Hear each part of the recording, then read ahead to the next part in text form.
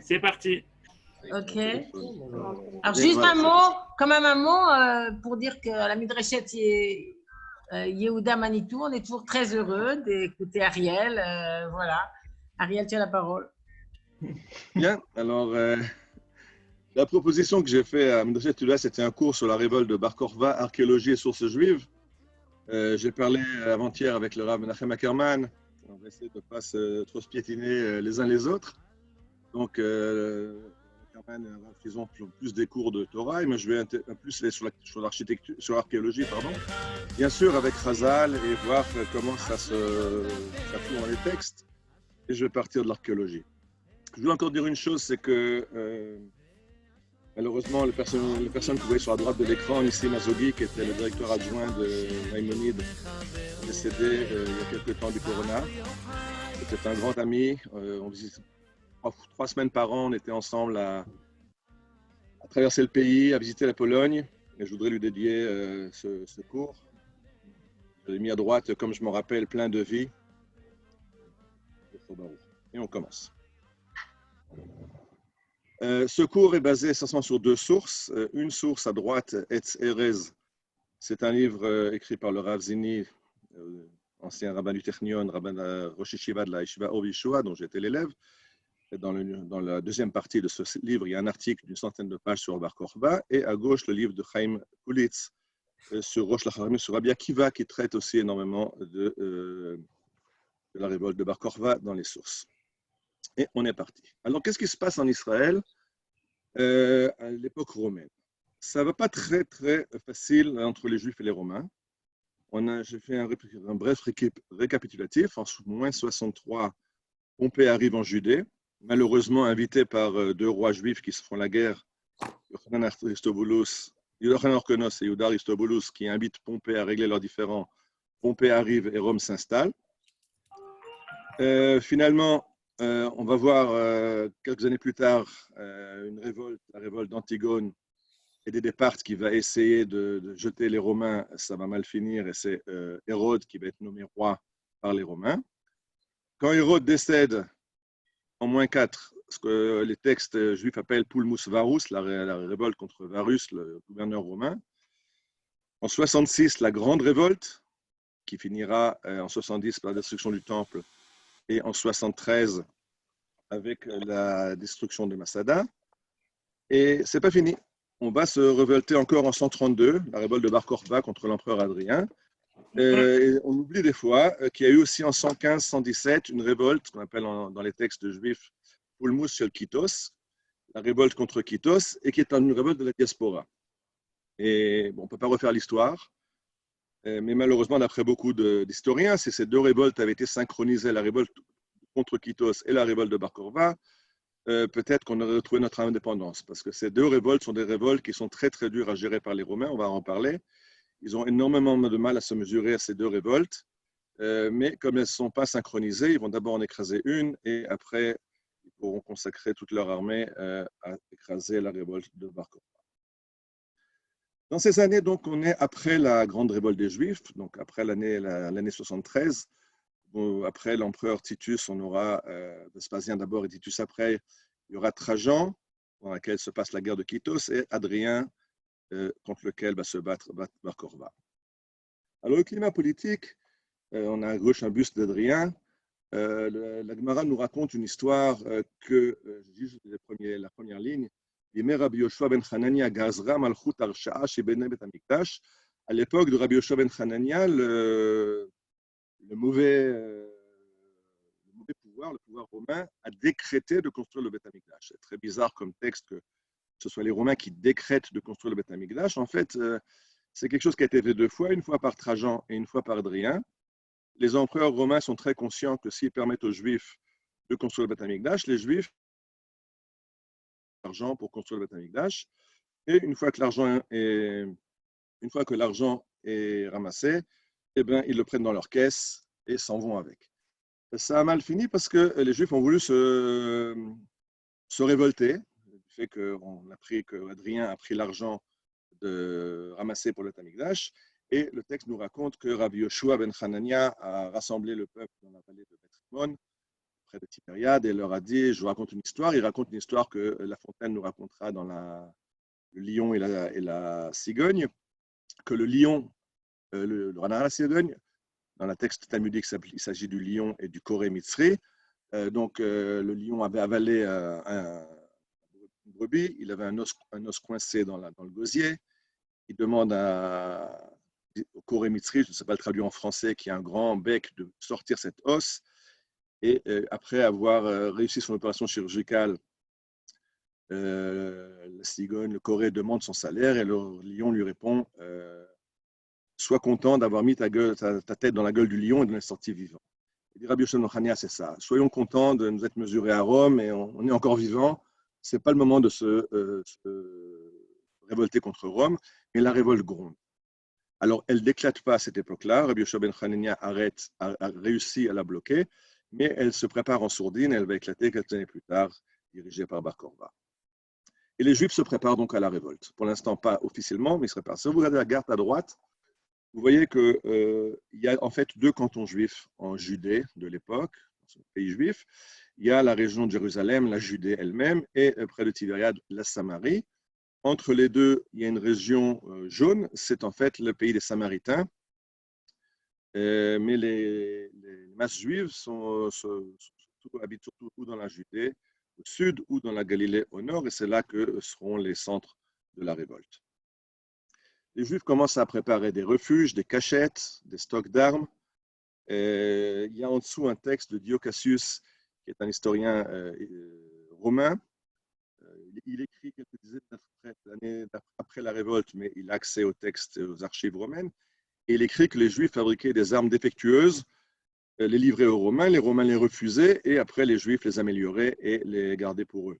Donc, on prépare des armes, on prépare des provisions, on prépare des cachettes, on entraîne les soldats, et Rabbi Akiva, on va repartir tout de suite, commence à voyager autour du bassin méditerranéen pour rallier la diaspora à cette époque. Je rappelle qu'il y a déjà eu une révolte de la diaspora, la révolte de Kitos, mais elle, c'était quelques années avant, elle a déjà été écrasée. Les Romains n'en restent pas là. Il se passe quelque chose d'absolument étonnant pour les Romains, c'est que dans un petit pays comme la Judée, les Romains campent deux légions. La 10e légion Praetensis en Judée et la 22e légion Deuterania qui campe en Galilée. Donc, les Romains ont mobilisé deux légions, c'est énorme. Tout l'Empire romain a une trentaine de légions à sa disposition et la plupart campent sur les frontières est, vers les Parthes, sur les frontières à l'ouest en Bretagne contre les Scythes, sur le Danube contre les barbares, en Égypte contre l'Afrique. Mais dans un pays qui n'a aucune frontière extérieure et qui est tellement petit, deux légions, ça montre déjà que les Romains ont un problème. Ils ont un gros problème pour maintenir l'ordre. Que font ces légions quand elles sont en campement en Israël? Première chose, elles construisent des routes. Et à partir de Légio, c'est un village qui, jusqu'en 1948, un village arabe s'appelait Ladjoun. Aujourd'hui, c'est le site du kibbutz de Megiddo. Et ces légionnaires de la 22e Légion construisent une route qui va vers le port de Akko. Ils construisent une route qui va vers Tibériade et ils développent les routes dans la région. Sur ces routes, ils vont mettre des bornes millaires romaines. C'est très intéressant. Israël est un des pays du monde où on a la plus grande concentration de bornes kilométriques, de bornes millaires des Romains. Alors, ce n'est pas parce qu'on se perd tellement en Israël qu'il va tout prix indiquer les routes. Une borne chez les Romains, elle a deux fonctions. Une fonction, elle vous donne la direction, c'est la route qui mène de Tsipori à Légio, et vous avez encore 5000 devant vous. Et la deuxième chose, c'est que la borne millaire est aussi une publicité pour l'empereur. Moi, Trajan, empereur par la grâce des dieux, etc., etc. Et donc, le fait de voir toutes ces bornes millaires, c'est en fait pour rappeler aux Juifs qui ont tendance un petit peu à se révolter, ne pas tellement accepter le joug romain. Rappelez-vous, vous êtes conquis par Rome. Rappelez-vous, vous êtes sous le joug romain. Et c'est pour ça qu'on trouve énormément de bornes de mille en Israël. D'ailleurs, quand on en trouve une au bord d'une route romaine, on en trouve toujours derrière 5 autres, puisque comme c'est une borne qui loue l'empereur, quand l'empereur change, on enlève la borne, on en met une nouvelle, avec le nom du nouvel empereur. Puisque c'est gravé, pour en refaire une autre. Et donc, on a comme ça énormément de bornes. Donc, c'est de nouveau une volonté de Rome de bien expliquer aux Juifs, comprenez, vous êtes conquis, comprenez, vous êtes soumis. les Juifs ont un petit peu de mal à comprendre ce genre de choses. Je dis dans l'image d'avant que Rabbi Akiva voyage pour rallier les Juifs à la révolte. Regardez une carte du monde romain, là on voit bien la taille de la Judée par rapport à l'Empire romain. Vous comprenez que dans cette Judée minuscule, il y a 2 légions sur 30 que Rome possède et aucune frontière extérieure. Et le texte de la Gemara nous raconte Amar Rabbi Akiva kshalarti l'Aravia, Amar Rabbi Akiva kshalarti le Galia. Rabbi Akiva nous raconte ce qui s'est passé quand il était en Arabie, quand il était en Gaule, quand il était en Afrique. Et en fait, on voit Rabbi Akiva qui se promène un petit peu dans tout le monde romain. Et ce que nous explique Kulitz dans son livre Rosh Chachamim, c'est qu'en fait, Rabbi Akiva essaye de rallier les Juifs à la révolte. C'est pour ça qu'il fait le tour des communautés juives, en fait, pour essayer de les rallier. Et la suite, le Talmud nous dira que Rabbi Akiva va avoir une halakha très bizarre. La liste, c'est la halakha qui est à gauche, en bas. Mishnah, Aseret Ashvatim Enan Atidim Lachazor. Les 10 tribus ne reviendront pas. Et ça, la Gemara va tomber dessus sur Rabbi Akiva. Pourquoi tu désespères des 10 tribus qui ne reviennent pas? Et de nouveau, Chaim Kulitz nous propose comme explication que pour arriver à l'époque messianique, on a besoin que les Juifs soient en Israël et se battent pour leur indépendance. Alors, s'ils ne veulent pas rentrer, le Messie ne pourra pas venir, le Mashiach ne peut pas venir. Donc, mais c'est très simple, les 10 tribus ne viendront plus. Donc, on n'a pas besoin de compter sur eux. Il faut qu'on compte que la majorité des autres Juifs, eux, veulent être en Israël et se battre pour l'indépendance.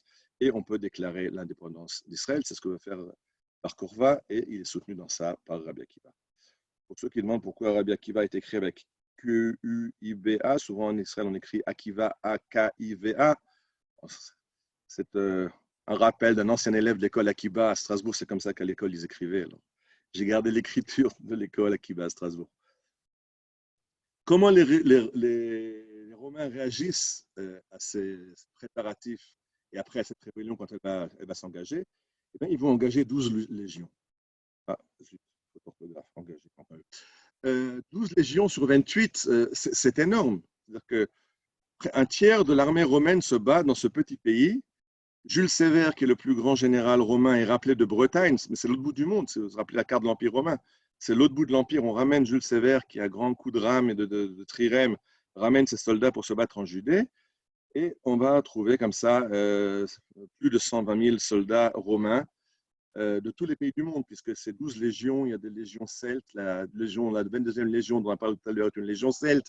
Il y a des légions d'Égypte. Il y a des soldats auxiliaires gaulois, Scythes. Enfin, vraiment, le monde entier est en guerre contre ce petit pays, contre la Judée, dans cette révolte de Bar Korba. Et maintenant, après ce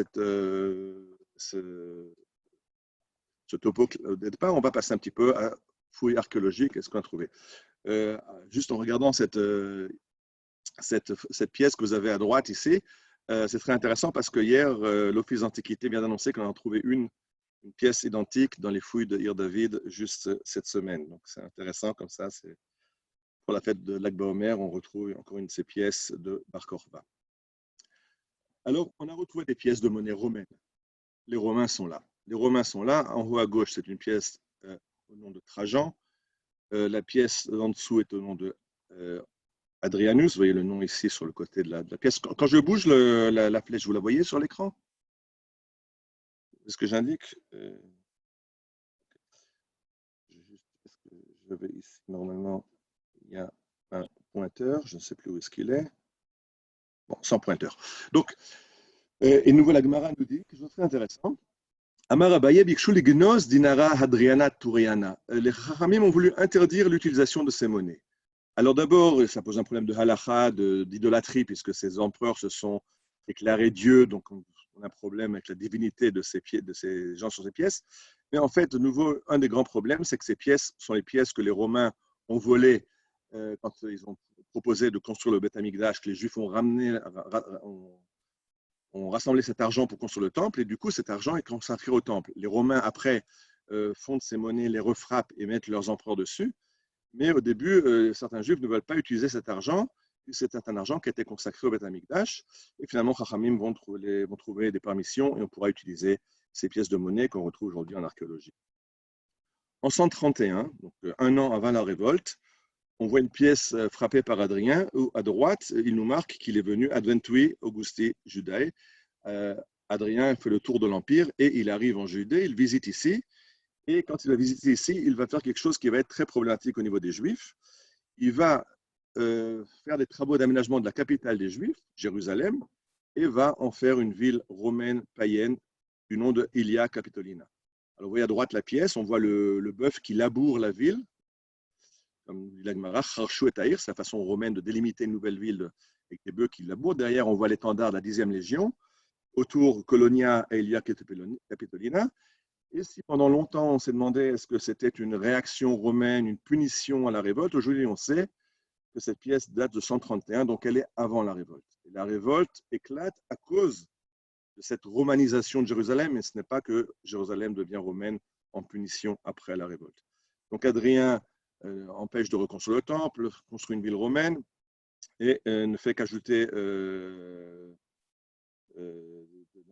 des problèmes dans la région qui est déjà sur le point de se révolter, et la révolte éclate. Alors la révolte éclate et elle est dirigée par un certain monsieur qui s'appelle Shimon Bar Kokhba, on va revenir tout à l'heure sur son nom. Et lui aussi, une fois qu'il va pendant 2 ans et demi chasser les Romains d'Israël, il va frapper des monnaies. Frapper des monnaies, c'est un signe d'autonomie, c'est un signe de souveraineté. Et c'est très intéressant parce que sur la pièce de gauche, vous voyez l'entrée du Beth Amikdash, c'est le but de la manœuvre. D'ailleurs, il est marqué autour Yerushalayim. Et à droite, si vous pouvez lire, ceux qui savent lire l'hébreu ancien, il y a marqué Shana Bet, le Geulat,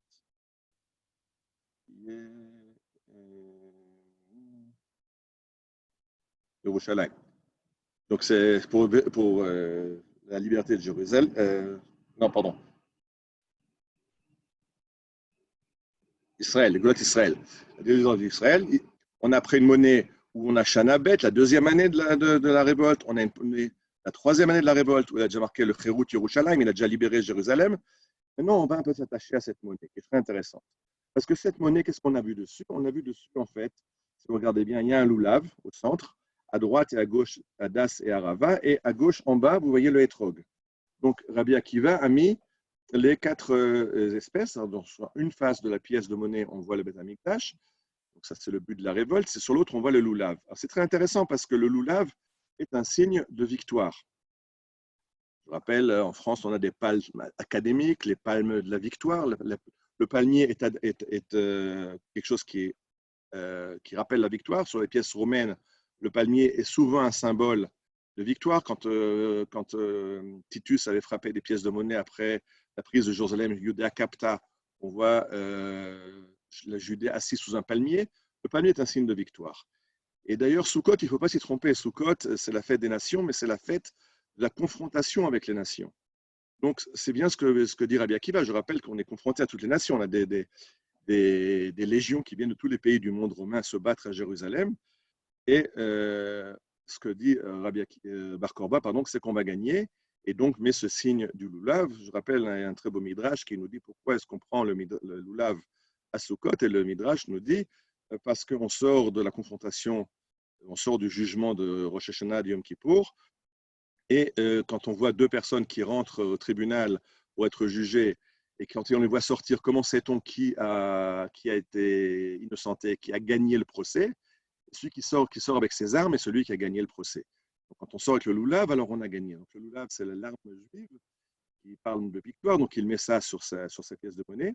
Et c'est très intéressant parce qu'en fait, il a mis un loulav, une arava, un hadas et un étrog. Donc, on a les 4 fruits de Sukkot, mais chacun en une unité. Alors qu'on sait très bien qu'on a fait de Sukkot, on prend un loulav, on prend un étrog, mais on prend 2 branches de hadas et 3 branches de hadas et 2 branches de arava, de saule.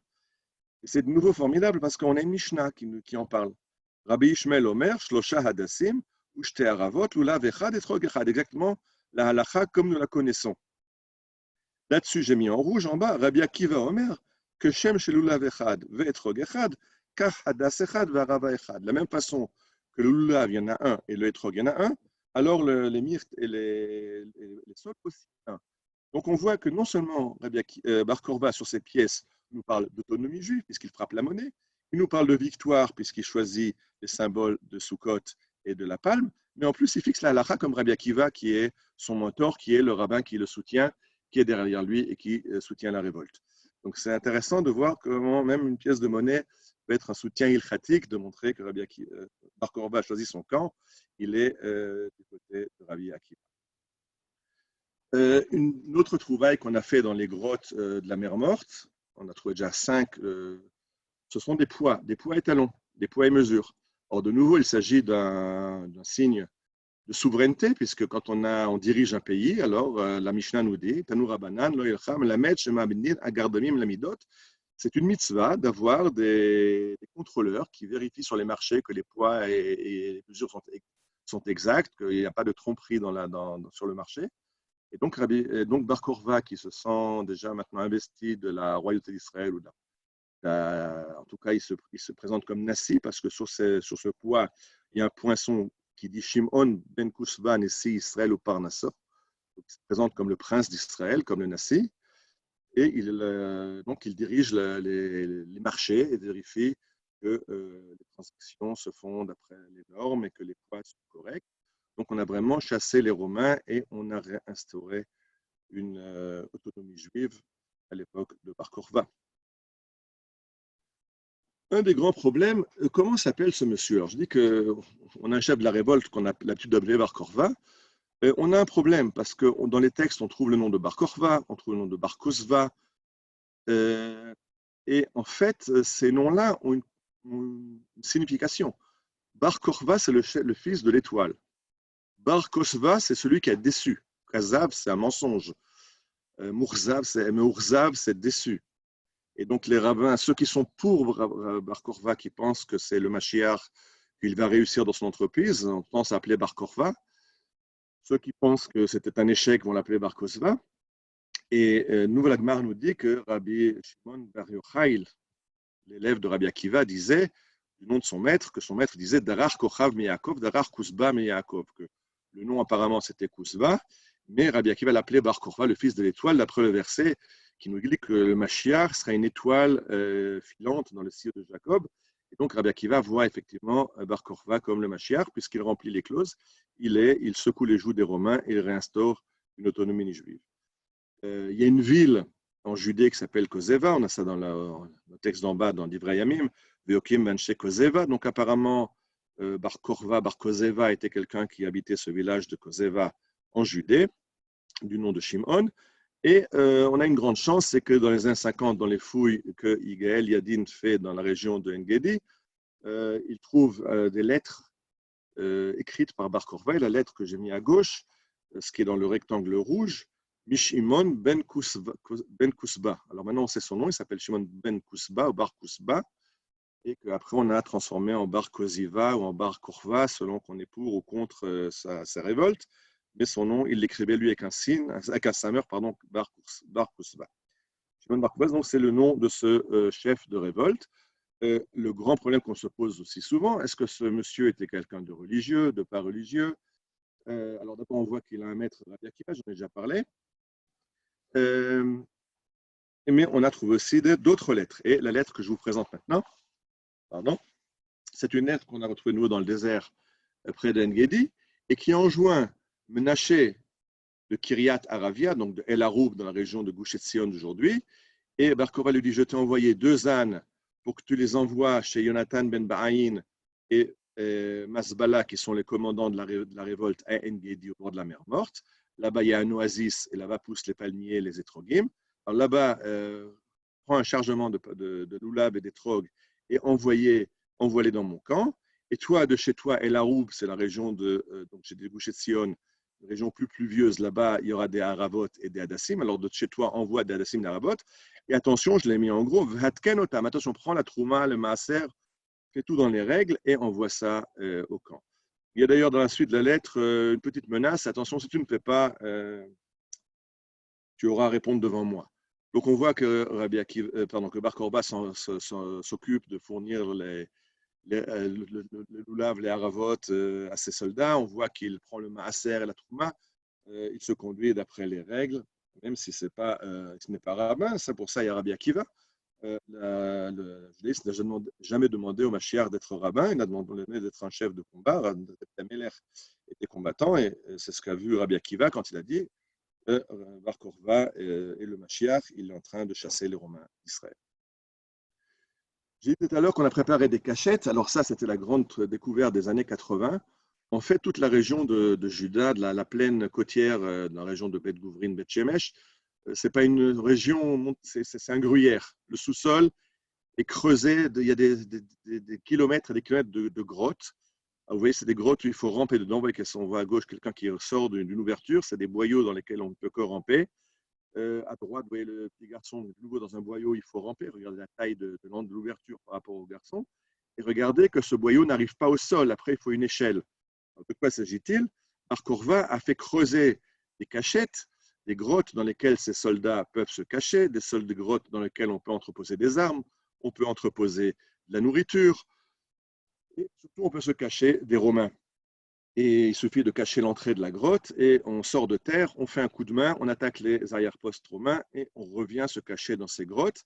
Ces grottes sont reliées par des boyaux où les Romains ne peuvent pas les poursuivre parce que le Romain, il a son armure, il a tout son matériel de guerre. S'il veut ramper dans le boyau, il faut bien sûr qu'il enlève son armure, qu'il laisse derrière lui son glaive. Et alors, quand il passe la tête à la sortie du boyau, il suffit de lui couper la tête. Donc, c'est un endroit où les Romains ne peuvent pas s'aventurer. Des centaines de grottes comme ça, mais sous des kilomètres et des kilomètres, et en Judée et en Galilée, donc les deux régions de la révolte. Et de nouveau, on en retrouve l'écho dans le Talmud, dans une Mishnah que beaucoup connaissent, sans doute jamais posé le problème. Atoka le Tor Habor, le Tor Hadout, ou le Tor Hapita, Im Kol Shofar Shama Yatsa. Si quelqu'un se trouve à Rosh Hashanah dans un bord, dans une citerne ou dans une grotte, dans toutes sortes de cavités souterraines, alors s'il entend le shofar, s'il a entendu le shofar, il a fait la mitzvah de Rosh Hashanah. Mais s'il a entendu seulement l'écho du shofar dans cette grotte, alors il n'a pas accompli la mitzvah de Rosh Hashanah. Personne ne pose la question, mais un instant, qu'est-ce qu'un juif fait à Rosh Hashanah dans une grotte? Un juif, à Rosh Hashanah, on s'attend à le trouver à la synagogue avec le shofar.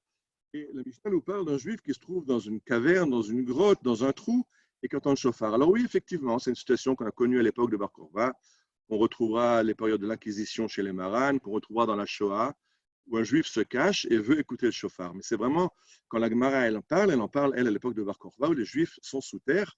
Et je dis, c'est vraiment des villes souterraines. Ceux qui se promènent à Beth Gouvrin, il y a un parc naturel. Je vous invite après le découvert à faire ensemble une promenade à Beth Gouvrin. On a des grottes énormes avec ces passages secrets qui relient les grottes. Et c'est comme ça que Bar Korva gère son armée et sa révolte. Donc, laissons ça pour le cours du Rav Ackerman. Les soldats de la révolte. Alors, Bar Korva choisit ses soldats. La Gemara nous raconte que ne pouvait être inscrit dans les armées de Bar Korva que quelqu'un qui pouvait se couper le petit doigt avec ses dents pour montrer sa bravoure. Les Chachamim n'ont pas apprécié cette mutilation des soldats et lui ont donc dit change la façon de tester ses soldats. Mais Bar dit quand même que je sache s'ils sont courageux. Et Chachamim dit c'est très simple. Alors, choisis des soldats qui peuvent arracher un cèdre du Liban quand ils sont au galop sur leur cheval. De nouveau, je ne sais pas si on peut vraiment arracher un cèdre du Liban au galop sur un cheval. Hagi Amitsour, docteur Hagi Amitsour, explique qu'il s'agit d'un test connu dans les réseaux de résistance. Ramène-nous la tête d'un ennemi. Si tu as réussi, souvent les soldats romains sont aussi comparés à des cèdres. C'est un résistant qui ramène un soldat ennemi. D'abord, ça prouve qu'il est courageux. Et deuxièmement, il ne peut plus faire marche arrière parce qu'à partir de maintenant, s'il est pris par les Romains, il sera condamné à mort. Donc, il sera loyal à la rébellion. En tout cas, Bar Korva a des soldats qu'il a choisis, il les a sélectionnés, il les a entraînés. Et qui sont ces soldats? Alors, si Rabbi Akiva pense que Bar Korva est le Mashiach, il est évident que les seuls élèves de Rabbi Akiva vont s'engager dans l'armée de Bar Korva, puisque on a, dans une guerre, la Lacha nous dit qu'il faut sortir même le Khatan sort de sa maison, de sa choupa, pour aller se battre. Et effectivement, c'est un texte qui n'est pas très connu. C'est un texte, la plupart d'entre nous connaissent le Talmud de Babylone, qui nous dit qu'on fête demain l'Akba Omer. Pourquoi? Parce que Rabbi Akiva avait 12 000 couples d'élèves qui sont morts d'un mauvais rhume, il y a eu donc une épidémie qui les a décimés et qui s'est arrêtée à l'Akba Omer. Alors, cette épidémie, elle a un nom. Elle a un nom.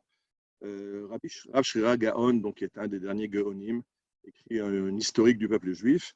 Et il écrit, je l'ai mis un peu en agrandi sur la gauche, Vehava Shmada al-Talmidim shel Rabbi Akiva. Il y a eu un shmad contre les élèves de Rabbi Akiva. Shmad, dans les textes juifs, il s'agit d'être tué par des goyim, des non-juifs.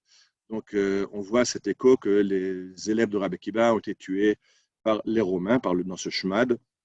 Et ça a été après camouflé pour différentes raisons dans cette épidémie qui tue les élèves de Rabbi Akiva. De nouveau, dans ce livre formidable que j'ai cité tout à l'heure de Chaim Kulitz sur Rosh Lachachmim, sur Rabbi Akiva, il analyse tout ce texte de la Gemara sur les élèves de Rabbi Akiva. Il dit, c'est quoi de dire que Rabbi Akiva avait 12 000 couples d'élèves? Il ne peut pas dire 24 000 élèves. Alors non, parce que des couples dans la Torah, qui c'est qui va en couple? Des soldats. Les patrouilles vont deux par deux. Les soldats ne vont pas seuls, ils vont en patrouille. Donc ils vont deux par deux, ils sont en patrouille. Et il ramène beaucoup d'autres preuves de ce texte. Que la Gemara nous dit que ses élèves étaient de Gvat, Vadantifares. Et Kulitz nous montre que c'est la ligne, c'est une ligne est-ouest au nord du pays. Donc c'est la ligne qui doit arrêter les Romains, les légions qui arrivent de Syrie. Donc il y a beaucoup d'indices que les élèves de Rabbi Akiva sont dans la révolte. Et là, on voit qu'il y a eu un shmad, donc ils ont été tués par l'ennemi. Et de plus, dans le texte qui est en bas à gauche, nous rappelle que la Gemara appelle cette épidémie Askara. Askara, qui est une maladie respiratoire, certains veulent dire traduire par diphtérie, mais certains nous rappellent que Askar en arabe veut dire soldat. Donc, de nouveau, c'est une façon très chazalite de cacher les choses. On nous parlait de la Askara, qui est une maladie respiratoire, et en fait, on parle du Askar, qui était une racine sémitique qui veut parler de soldats. Et les élèves de Rabbi Akiva sont morts au combat. Ils sont morts au combat. On va trouver encore une dernière texte qui en parle. Donc à la fin de la révolte, la Gemara nous raconte que la révolte est écrasée dans le sang, que les soldats, les chevaux, les Romains avancent à Bétar en ayant du sang jusqu'au naseau et que le sang coule jusqu'à la mer. Et après, j'ai une image qui n'a pas été prise en Judée, ça ne parle pas de Bar Korba, ceux qui connaissent la voie appienne à Rome. Il s'agit de la révolte de Spartacus, où on voit les révoltés, les esclaves en révolte, qui sont crucifiés sur des kilomètres et des kilomètres, supplice romain bien connu de la crucifixion. Et on ne s'en est pas toujours rendu compte, mais c'est exactement de ça qu'il s'agit, puisque le Midrash Rabbah nous dit le Kerem Gadol Hayal Adrianus, Adrien avait un vignoble qui faisait 18 000 de long sur 18 000 de large, et il l'a entouré. Et qu'il faut Gader, Marogué Bétar, il les a entourés avec une barrière des soldats tués à Bétar. Donc c'est exactement ça qu'il s'agit. Les soldats qui ont réchappé au massacre à Bétar sont crucifiés par Adrien sur la route. Et de nouveau, de quoi on meurt sur une croix? On meurt d'asphyxie. Et je rappelle de nouveau, revenons après à cette maladie mystérieuse qui décime les élèves de Rabbi Akiva, que la Gemara appelle Askara, et que les commentateurs nous disent que c'est une maladie respiratoire. Alors oui, cette maladie respiratoire, elle a un nom, ça s'appelle une croix, et le texte du Midrash Rabbah nous dit que des milliers de soldats de Bar Korba ont été crucifiés par les Romains après la révolte. Donc, toute cette révolte a été cachée. D'ailleurs, ces textes, je vous ramène, c'est un texte du Midrash Rabbah, donc un Midrash qui est écrit en Eretz Israël. Les textes qui parlent de la révolte sont du Talmud de Jérusalem. Le Talmud de Babel essaye de minimiser la révolte, essaye de la camoufler en élèves qui sont mal conduits, qui sont morts de maladie, pour des raisons éducatives bien compréhensibles. On est en exil, on ne peut pas glorifier les révoltes contre les nations, mais dans le Talmud de Jérusalem ou dans les Midrashim d'Eretz Israël, on nous donne une image beaucoup plus exacte de la réalité. Et je dis, elle est très conforme à l'archéologie. Je dis, dans les pièces de monnaie qu'on a trouvées, qui nous montrent la halakha comme Rabbi Akiva, dans les pièces, dans les poids et mesures qui montrent qu'il y a une souveraineté juive comme il faut le faire, dans ce fait que les soldats sont morts, crucifiés, et ça, de nouveau, c'est une coutume romaine bien connue pour essayer de se mesurer à une révolte pour expliquer que ça ne vaut pas la peine de révolter contre Rome. Ça finit en général très mal. Une crucifixion, c'est une mort très lente et très douloureuse. Pardon. C'est comme ça donc, que finit cette histoire de la révolte de Bar Kokhba. Conséquence de cette révolte du côté juif. Destruction massive. Dio Cassius nous parle de 585 villages détruits. Le carnage, Dio Cassius nous parle d'un demi-million de juifs morts. Les estimations juives vont entre un demi-million et 1 million de victimes de cette révolte de Bar Kokhba. Et interdiction des mitzvot. On n'a plus le droit de faire la Brit Mila, on n'a plus le droit de faire le Shabbat, on n'a plus le droit d'aller au mikveh, plus le droit d'étudier, plus le droit de mettre filin, plus le droit. Et de nouveau, si on lit les textes du Talmud, on retrouve des rappels de ces choses-là. Par exemple, le second texte, Kol Rechaim Beborni, Shavua Ben, quand à Bourni, quand on voulait annoncer qu'il y avait une Brit Mila, il fallait la faire secrètement. Alors on faisait du bruit avec les meules, on faisait tourner des meules à vide. Et ce bruit signifiait qu'il va y avoir une Brit Mila, mais il fallait la faire en secret. Et surtout, on a jusqu'aujourd'hui dans le Birkat Amazon une bracha qu'on dit donc chaque fois qu'on fait un repas avec du pain, Atov Vamitiv, qui était écrite, cette bracha a été rédigée après Bétar, quand on a eu le droit d'enterrer, donner une sépulture à ces gens qui ont été suppliciés et crucifiés par Adrien, puisque le texte du Midrash nous disait que pendant 3 ans, ils n'ont pas été enterrés. Et au bout de 3 ans, quand on a eu le droit de les enterrer, ils n'avaient pas pourri sur leur croix. Et donc, on a remercié Dieu d'avoir eu le droit de les enterrer. On a remercié Dieu pour ce miracle les corps étaient restés à Tov Ametiv et c'était incorporé dans le Birkat Amazon. Donc, Chachamim nous ont incorporé dans le Birkat Amazon à chaque repas de nous rappeler de ce qui s'est passé à Bar Kokhba, la dernière révolte de notre indépendance. Du côté romain, alors les Romains en ont vraiment ras-le-bol des Juifs. Ils en ont ras-le-bol parce que c'est une révolte qui était très mal passée pour les Romains. La 22e légion, dont on avait parlé au départ, la région déo-tyranienne, a été entièrement décimée, n'a jamais pu être reconstituée, peut-être trop honteux. À Césarée, on a retrouvé un aqueduc construit par cette légion, où le numéro de la légion était effacé, tellement c'est honteux, on ne veut plus se rappeler de cette légion qui s'est fait massacrer par les Juifs.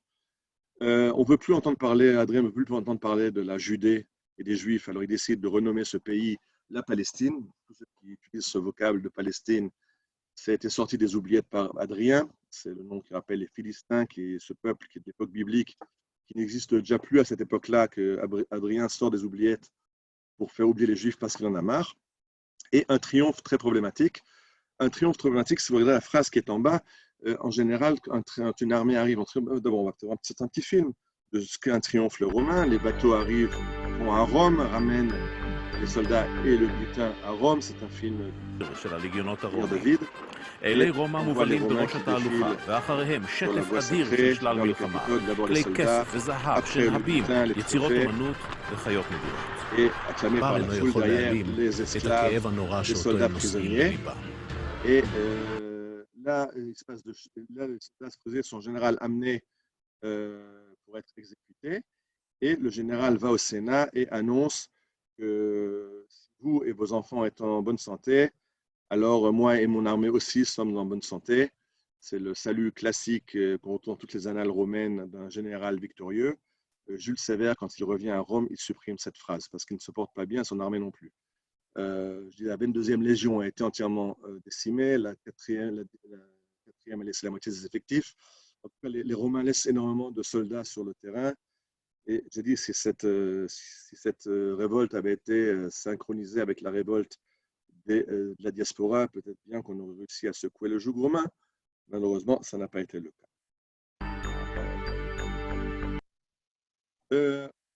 Adrien veut quand même être glorifié pour sa victoire sur les Judéens. Et le buste que vous voyez à gauche, on l'a retrouvé dans les champs près de Beth She'an. Un des kibbutzim de la région de Beth She'an a trouvé ce buste il y a une 40aine d'années dans les champs. Aujourd'hui, il est au musée à Jérusalem. Et on a retrouvé une pierre d'un arc de triomphe qui se trouve aussi là-bas dans la région de Beth She'an. Un arc de triomphe à l'honneur d'Adrien. On a retrouvé une pierre, on n'a pas retrouvé le arc de triomphe. Mais donc, Adrien s'est fait immortaliser à Beth She'an, qui est la grande ville romaine du nord du pays. Je rappelle qu'il y avait 2 bastions de la révolte, un en Galilée et un en Judée à Jérusalem. Et Adrien se fait 2 arcs de triomphe, un arc de triomphe se fait construire à Beth She'an et un autre à Jérusalem. Ceux qui connaissent ces photos à gauche c'est l'Ecce Homo, cette arche de l'Ecce Homo qu'on trouve dans la vieille ville. Et en fait, cette arche qui relie les deux maisons à droite et à gauche de la rue est qu'en fait une arche sur le côté de l'arche de triomphe d'Adrien, qui s'est fait construire à Jérusalem. On voit les piliers de l'arche quand on descend dans la piscine du Struthion, ceux qui font les tunnels du Kotel jusqu'au bout. On arrive à une piscine et les grandes poutres qui rentrent dans la piscine, sont les soubassements de l'arc de triomphe que Adrien s'est fait construire à Jérusalem. Donc, il faut quand même glorifier l'empereur, mais les légions ont eu de sérieux problèmes à mater cette révolte. Et j'expliquais que Chazal a un petit peu caché cette révolte, elle était dans l'oubli. On nous a raconté que Rabbi Akiva, ses élèves sont morts de maladie. Mais avec l'arrivée du sionisme, après 1800 ans, on cherche des héros. On cherche un juif qui se bat, qui pourrait servir d'emblème à une nouvelle génération qui veut se battre, qui veut construire, qui peut être des pionniers, qui peut plus être le juif du shtetl. Et là, on choisit Bar Korba. Alors à gauche, on a un timbre à l'effigie de Bar Korba, archer, émis par l'État d'Israël. En bas, on a des Lag BaOmer, où les rabbins nous ont fait fêter Bar Yochai et le Zohar, mais en fait, c'était aussi la fête de Rabbi Akiva et de la révolte, des élèves qui sont battus. Et on voit Bar Korba avec le lion et un chant d'enfant qu'en Israël, tout le monde connaît. Pardon, les chansons de Bar Korba. Je vais en écouter quelques sons. איש היה בישראל בר כוכבא שמו איש צעיר וגבה קומה עיני זוהר לו הוא היה גיבור הוא קרא לדרור כל העם אהב אותו זה היה גיבור. Alors effectivement, on veut un gibor, donc Kol ha'am ahav oto, tout le monde l'aimait, c'est déjà un peu plus problématique. Mais c'est en tout cas l'image qu'on veut donner avec le sionisme de ce Bar Korba, de ce juif qui se bat. Et à l'époque, on voit des associations sportives. Si vous regardez en bas à gauche, vous voyez des juifs qui défilent sur le stade à Berlin. Et au-dessus du drapeau, avec le Magen David, il est marqué Bar Korba, c'est le nom de leur groupe sportif. Dans le groupe de droite qui montre une prestation de gymnastique, vous voyez que le groupe, sous le Magen David, il y a les initiales JTV, BK. BK, c'est Bar Korba. Donc, de nouveau, les groupes sportifs, nom de Bar Korba. À gauche, un opéra Bar Korba. À droite, Tel Chai, quand on veut faire un monument en mémoire de Yosef Trompeldor, on prendra le lion de Bar Korba. Donc, Bar Korba est le nouvel emblème du sionisme, de ce juif qui se bat. Là, on arrive à une image que j'aime beaucoup.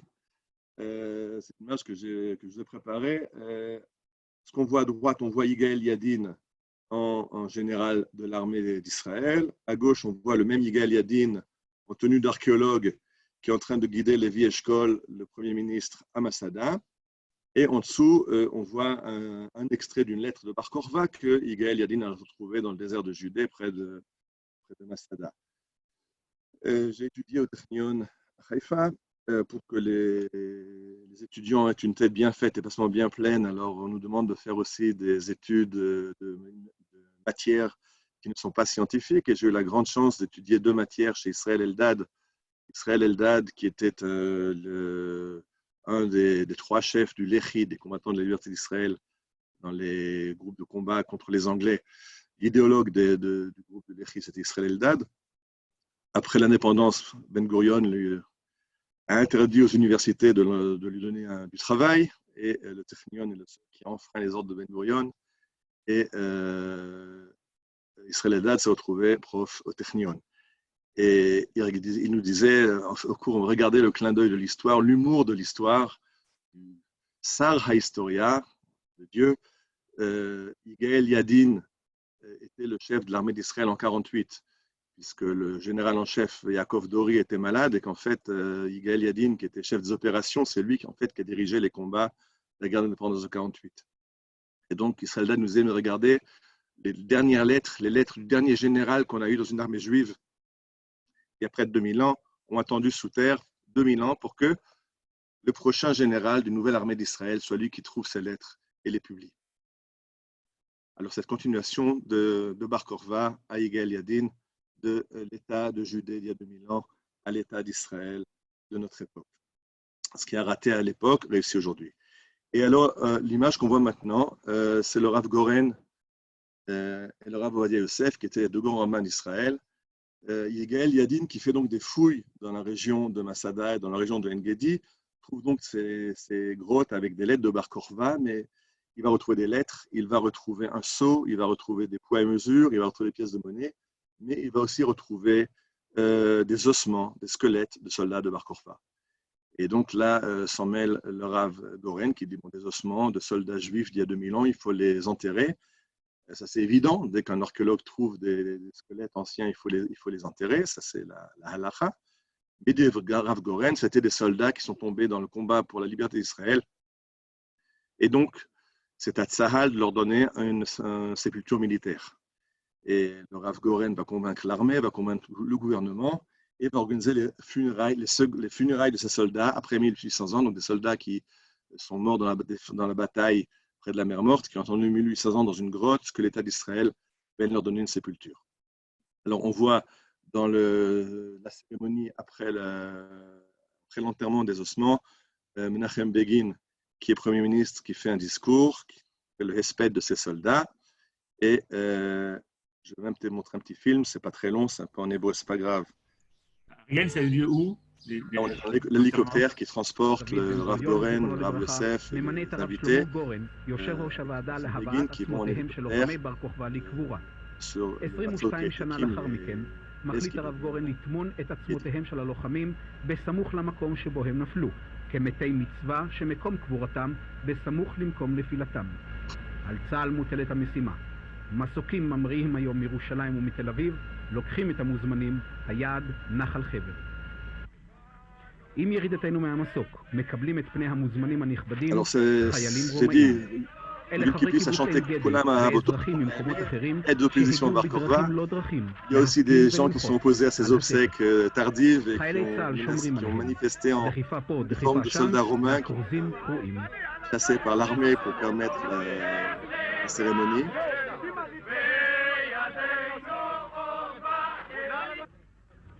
On voit là maintenant l'arrivée des cercueils qui arrivent, transportés par des officiers qui représentent les différentes armes de Tzahal.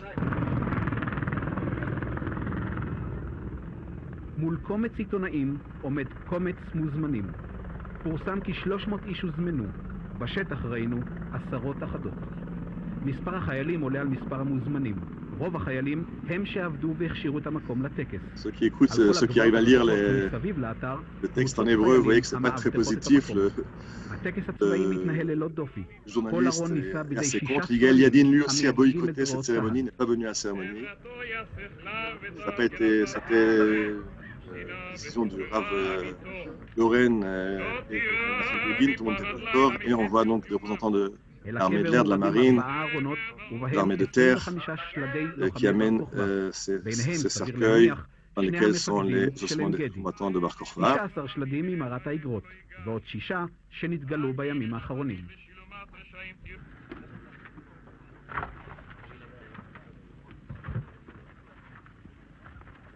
עושים אנו חסד של אמת בהביאנו עצמותיהם הקדושות למנוחת עולמים, אמר הרב גורן, שעשה למען הבאתם לקבורה. יגאל ידין, מגלה האיגרות, המטמונים והשלדים במערת האיגרות, נפקד מקומו היום. הוא החרים את הטקס.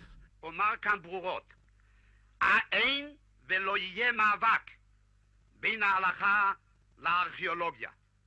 כל עוד שחברינו הארכיאולוגים המלומדים יכבדו את ההלכה ואת הקברים הנחשבים לפי ההלכה כמקום קדוש, ימצאו בנו אחי עזר ואחי שמח. בסיום נושא את דבריו ראש הממשלה, מספר על מרד בר כוכבא בכובש הרומאי. אבותינו גיבורי התהילה, בשורה לנו, לכם, שבנו אל מאין בנו. עם ישראל חי ויחיה במולדתו בארץ ישראל לדורי דורות. אבותינו גיבורי התהילה. שבנו ולא נזוז מפה.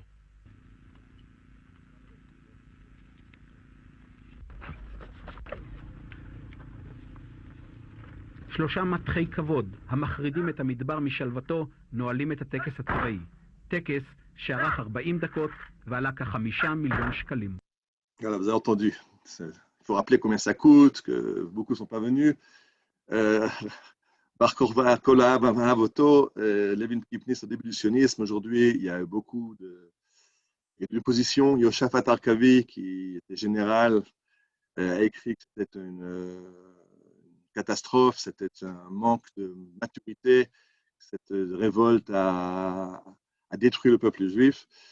C'est très intéressant parce que Israël Eldad raconte que je ne sais plus qui était avec lui à l'armée lui a dit oui, mais c'est normal. Toi en 67, tu nous as dit au capitaine général de l'armée israélienne, c'est de la folie de partir en guerre contre les Égyptiens, les Jordaniens et les Syriens. Alors voilà, je pensais qu'il ne faut pas se battre. Shafat Arkavi était contre la guerre des 6 jours, il était aussi contre la guerre de Bar Korva. Le peuple juif a opté de façon différente, puisque même Chazal donnait une bracha à Tov, à Métif, qui nous rappelle cette révolte. Alors, pour finir sur une note un peu humoristique, comme on est quand même français. Ariel, on nous demande, est-ce que tu peux rappeler où ça se situe? Et moi, je rajoute comme question, est-ce qu'il y a là-bas une stèle aujourd'hui? Il y a quelque chose qui nous indique l'endroit de leur tombeau? Oui, il y a une stèle. Mais ce n'est pas accessible, c'est-à-dire que c'est un endroit où il faut arriver en jeep ou en hélicoptère, ou alors en marche dans le désert. C'est dans le désert et c'est un endroit, il y a là-bas au-dessus du Wadi Mourabaat, c'est un endroit qui est très difficile d'accès. Donc peu de gens arrivent. Quand on fait une balade en jeep dans le désert, on peut. Mais peu de gens arrivent vers cette stèle. Il y a des cérémonies annuelles parfois ou... Il y a des cérémonies, autant que je me rappelle, il y a des cérémonies de temps en temps, oui. Okay. Je ne sais plus si c'est chaque année. Alors j'arrive à ce petit guerrier bien connu, créé par Goscinny qui est un juif du Shtetl. Et c'est intéressant d'ailleurs parce que après la Seconde Guerre mondiale, il y a une mode des super-héros. En Amérique, ça va être les Batman et Superman et autres Spider-Man, dont tous les parents sont des papas du Shtetl. Ce sont des juifs du Shtetl qui essaient de trouver un super-héros qui va les défendre. Et Goscinny fait de même. Alors, on lui trouve un petit guerrier gaulois. Et comme par hasard, il va l'appeler Astérix. Or, Astérix, pour ceux qui se rappellent qu'un astéroïde en français, c'est une étoile, et que Bar Korva veut dire le fils de l'étoile. On n'en est pas loin. Ce midrash que je fais sur Astérix, ce n'est pas moi. On a dit que Anne Goscinny, la fille de Goscinny, a dit que l'inspiration d'Astérix vient de la révolte de Bar Korva. Il n'y a pas de village qui résiste encore et toujours en Gaule. Il y a eu Pétard, ce village où Bar Korva a été écrasé. Et je rappelle que si Astérix peut se battre contre les Romains, c'est grâce à Panoramix. Et Panoramix, je rappelle que tout au long de cet exposé, je peux tout le temps parler de Rabbi Akiva, qui est le mentor de cette révolte, qui cautionne la révolte, qui est le maître de Bar Korva, qui envoie ses élèves participer à la guerre. Et donc, je vous invite à refaire une lecture d'Astérix, les aventures d'Astérix, pas en Gaule, mais en tant que Bar Korva et dans cette section. Voilà, j'ai fini cet exposé. Je vais tout de suite laisser la place aux questions. Je voulais juste rappeler que j'ai décidé de dédier cet exposé à un très grand ami, Itzi Mazoghi, le directeur adjoint de l'école Maïmonide, qui a été emporté par le Covid-19. Et la photo que vous voyez ici, c'est une photo qui, malheureusement, je n'ai pas trouvé d'enregistrement avec le son. Pour ceux qui connaissent, c'est à Varsovie, sur le bunker au 18 de la rue Mila. Mila 18 à Varsovie. C'est le bunker de Mordechai Anilevitch. C'est le bunker du commandement de la révolte du ghetto. Et de nouveau, quand j'ai parlé du sionisme qui s'inspire de Bar Korva comme modèle de bravoure, de Gibor, alors ces gens du ghetto, Mordechai Anilevitch, du Hashomer Hatzaïr et du Hatzi, et aussi de Pavel, ces gens-là sont inspirés par Bar Korva. Et Nissim Mazoghi, que vous voyez ici le dos, c'est le personnage qui nous donne le dos, faisait très attention à enseigner à ses élèves à chanter le chant des partisans à Mila 18. Alors, je n'ai pas d'enregistrement, là, les élèves sont en train de le chanter, mais avant d'arriver, dans le bus, il leur fait répéter le chant pour voir qu'ils se le rappellent. Et attention, ils vont le chanter, ces élèves de Maïmonide, en yiddish, en hébreu et un en français.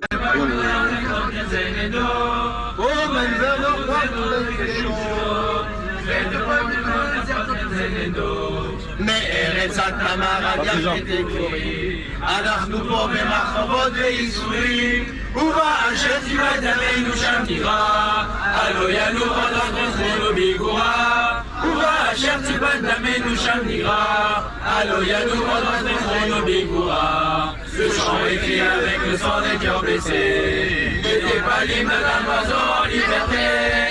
Et c'est un peuple uni dans son dernier combat. Il est violé de 1000 ans, ça nous sommes là. Et c'est un peuple uni dans son dernier combat. Il est violé de 1000 ans, ça nous sommes là.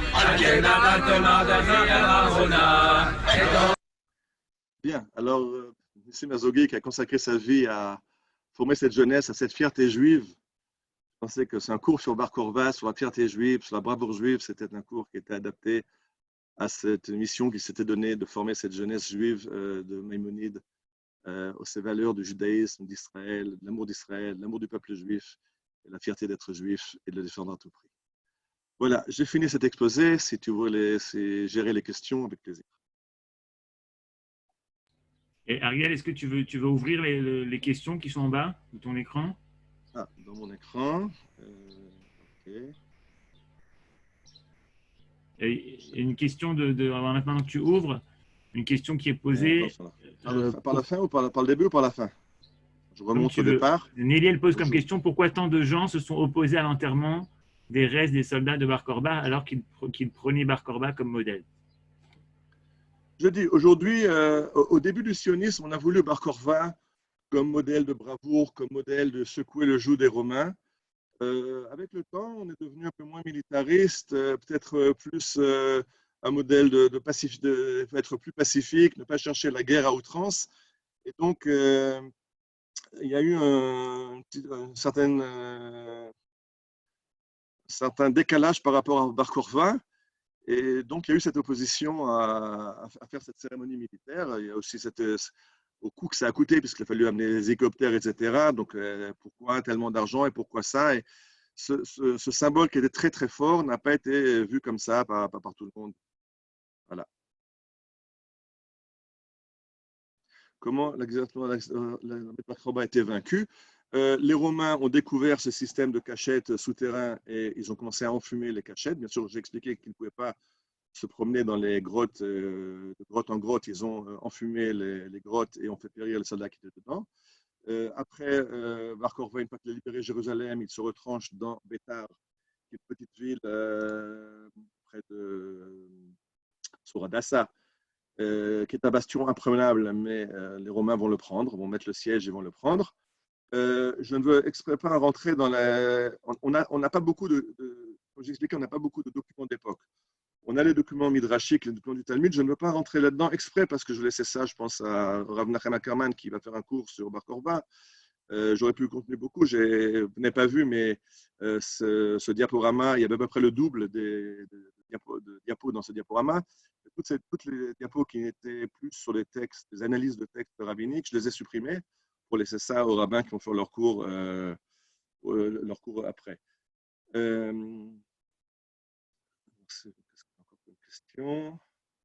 Est-ce que le lieu de sépulture correspond au lieu de la bataille? Non, la bataille était à Bétar, comme j'ai dit, et la sépulture, c'est une vingtaine de soldats, 25 soldats qu'on a retrouvés dans le désert près de Masada. Les milliers de soldats sont morts sur tous les théâtres d'opération. Et le grand carnage a été, comme j'ai dit, à Bétar. Et puis finalement, autour de ce kérem de Hadrien où ils ont été crucifiés des milliers de soldats. Voilà. C'est encore des questions?